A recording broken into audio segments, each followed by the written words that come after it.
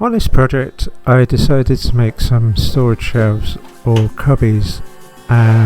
With that I chose a whole sheet of plywood and I planned a plan for the whole sheet. I got the sheet ripped down at B&Q into 300mm strips so it was easier to fit in the car. As you can see, as all the strips are all the same, it means that all I've got to do is just mark up the shelves and all the pieces.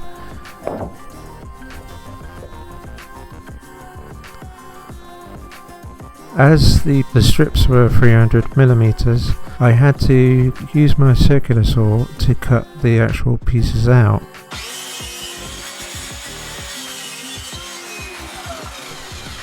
Because my miter saw was too small to do that.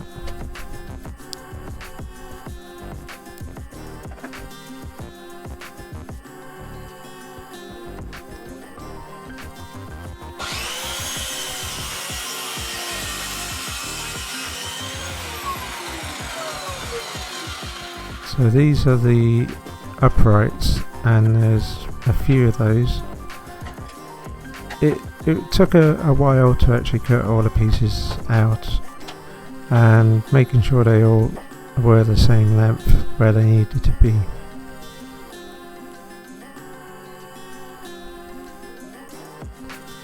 Now for 3 of the shelves I chose to do a rebate.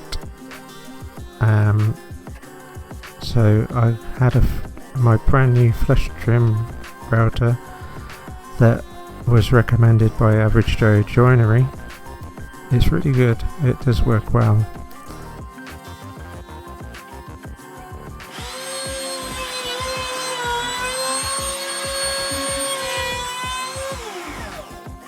It's just a case of I had to do a couple of passes per each rebate to get them all the same. Once those were done, I decided it took quite some time to actually do the rebates, so I decided to do the rest of the shelves in pocket holes because it is quicker and easier to actually screw a lot together. So with my trend pocket hole jig I drilled many holes.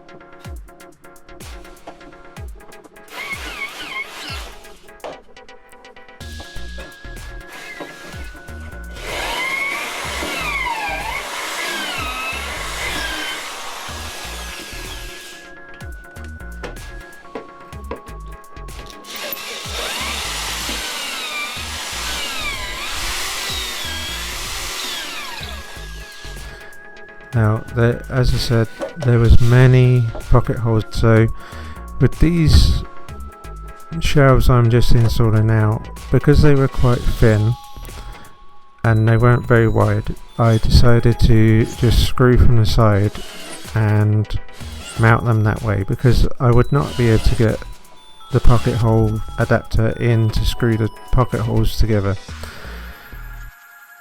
As it was a shop project, I decided to do it this way. Now if I was doing it as a build and I wanted it so I didn't see any screw holes, then I would have chosen to do it with dowel pins. But I've never used dowel pins yet, so that's something for the future.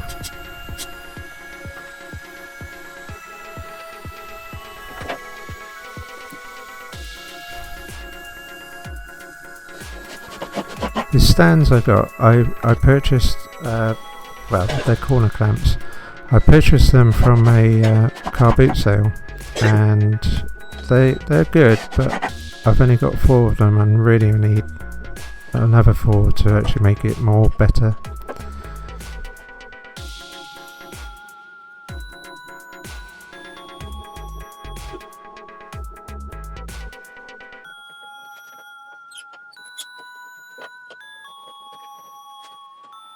I made sure all the shelves were square before I screwed them together.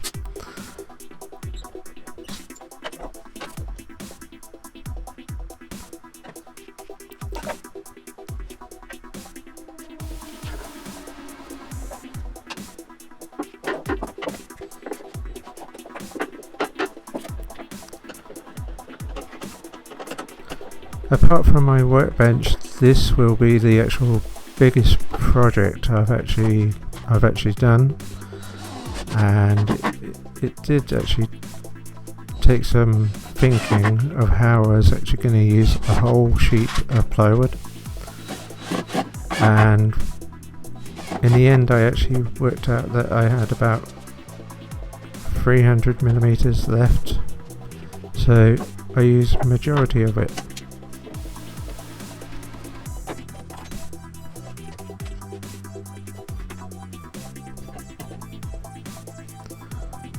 So as you can see, I glued every joint because I didn't want it to come apart, because I think over the years it will take some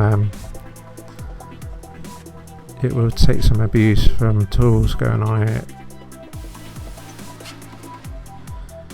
The one of the reasons why I made this is because I've got more tools, and I also need somewhere to store pen blanks and pen kits, and it's something to do with workshops. You just gain more and more stuff and you don't have anywhere to put them, so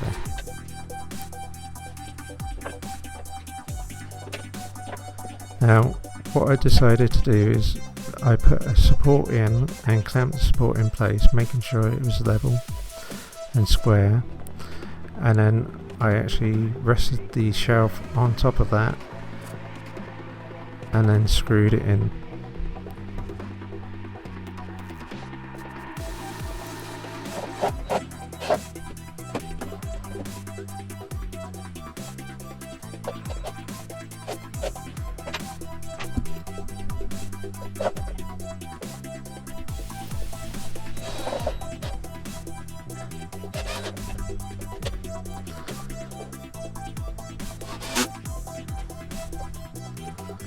What I decided, because as I wanted to try and get this done as quickly as possible, is the one side I did with the pocket holes, and this side I chose to just put screws through the side to try and make it quicker. And also I also found that I couldn't actually fit any screwdriver in to actually do these screws up for the pocket holes, so it was a bit of a necessity. Now I put the support in for the shelf on here, and what I've actually done is I used the clamps to actually clamp it to the support, and with that it actually gave me some hand free. On this one, because it was a wider board, it was allowing me to actually use the pocket holes, and it's the same with this shelf as well.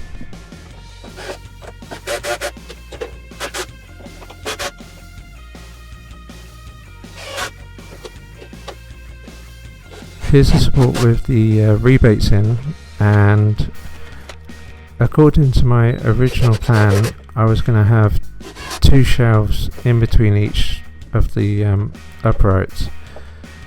With this, it actually allows me to actually have 3 shelves on the end, and that is for stuff that I don't actually use very often. Now for the top, because I had so many pieces to join to the top, I decided to actually screw directly into the supports, and because I panicked and I thought I didn't have enough glue time, so I just did that to make it easier. Nobody's going to see it at the end because it'll be on the top. As you see, I actually flush trimmed the side because of doing the rebates. It actually meant that the ends were actually slightly out. I sanded everything,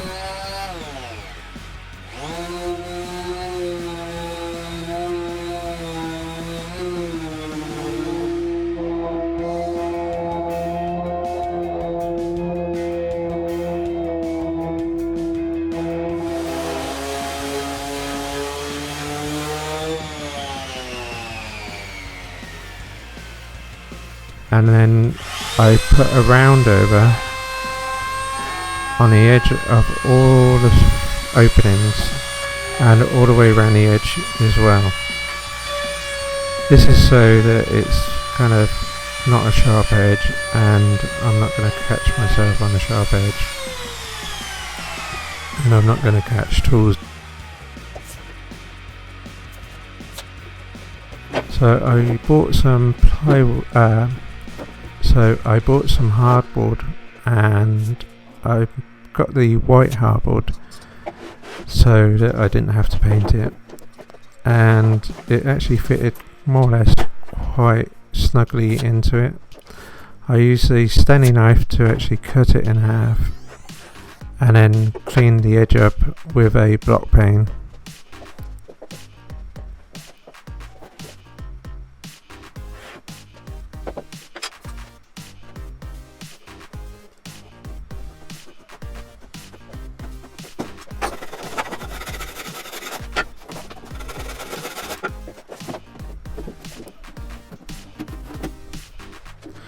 Now, to attach the hardboard, I use my hand stapler with brad nails in. Now, the brad nails actually didn't go in far enough, so I had to come along and use my hammer and knock them in to complete it.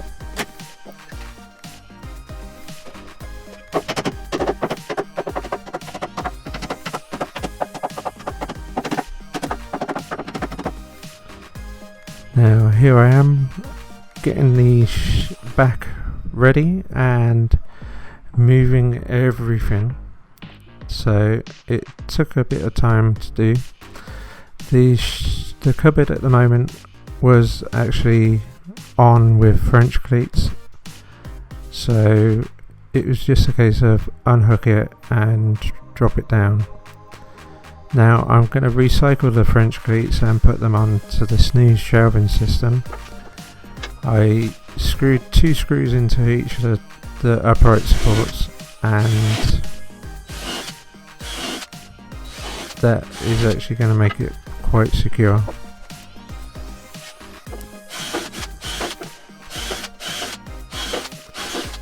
Now the French cleats were actually in 2 halves, so I put them from one corner and put the other in the other corner, and I also had the same issue on the backboard as well.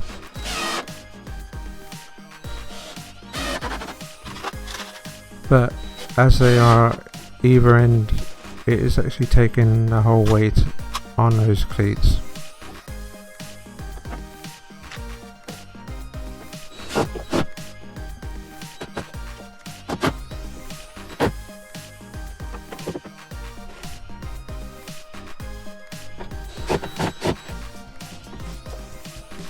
So now I'm attaching the actual cleat to the back, and to make it easier I decided to actually clamp the level to the cleat, so it gave me both my hands.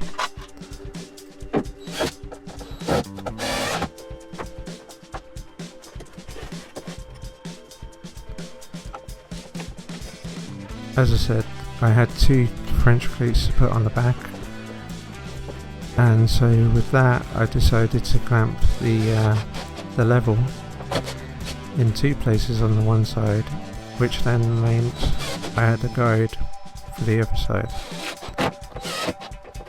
So I just had to put it in the position I need it and then screw it in. That meant that it was actually level and I could do it without having to worry about holding it.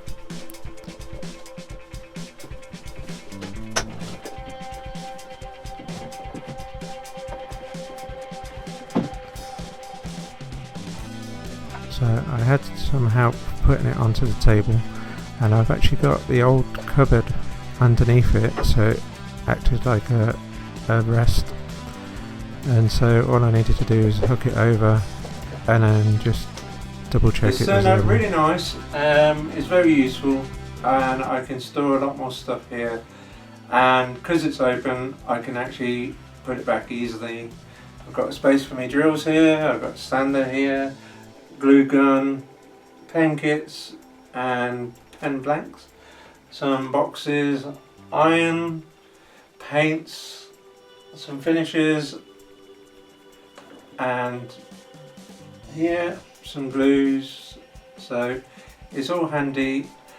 Here I've got an idea of what I'm going to put here. I'm not going to say anything at the moment because I haven't worked it out yet. Here I'm thinking maybe clamp rack or the spinny thing that I made, like the kebab tool holder. So yet to be decided. I'm just having a think about it at the moment. This is how much plywood I had left out of the whole sheet, and it's a couple of useful scraps for something. And so I'd like to thank you for watching, and if you liked the video, give us a thumbs up. If you didn't like it, give us a thumbs down.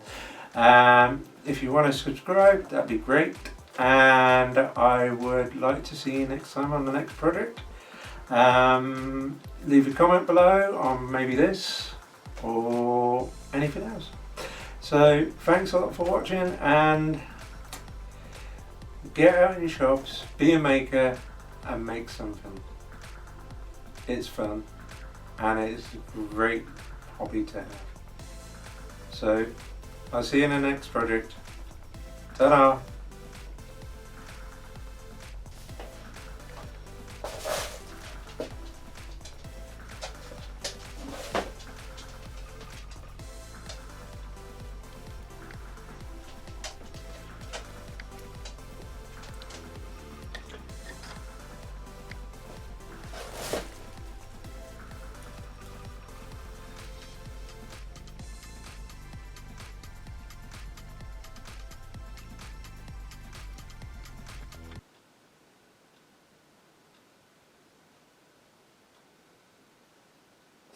Do do do do do do do do do do do do do do.